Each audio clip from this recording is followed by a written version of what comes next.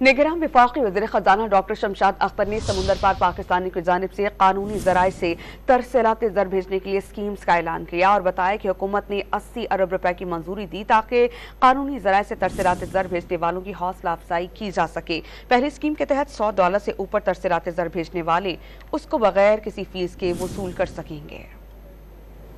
Change remittances जो आप formal channels के थ्रू भेजेंगे, ये स्कीम अनेबल करती है हमारे भाई बहनों को जो बाहर से पैसा भिजवा रहे कि वो अपना पैसा भेजें और उनके जो लायकीन हैं वो रिसीव करें, totally free of cost remittances.